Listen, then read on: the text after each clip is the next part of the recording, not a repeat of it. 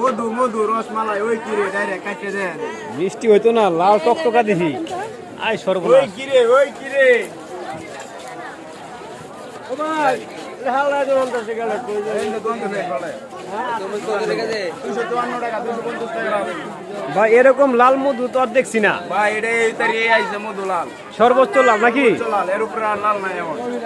আচ্ছা আমি আরো ভালো করে ঠিক আছে আপনি আসেন তরমুজটা দেখছেন তো 100 তরমুজ। এখন ভাইরাল রনি তো কয় যে ওর মধুই নাকি সবচেয়ে লাল তরমুজ, আর বলে নাই বাংলাদেশের ভিতরে। না ভাই আছে এই যে লাল দেখেন এই যে লাল, হ্যাঁ দেখেন এই যে লাল একেবারে সর্বোচ্চ লাল। কালার দেখছেন তো জি জি জি। সর্বোচ্চ কালার। তো রনি বলে থাকে যে তার তরমুজই নাকি সবচেয়ে লাল এবং এই মধু, ঠিক আছে, কিন্তু এখানে আইসা তো ব্যতিক্রম দেখলাম যে না এই যে আরো মধু রয়ে গেছে বাংলাদেশের ভিতরে।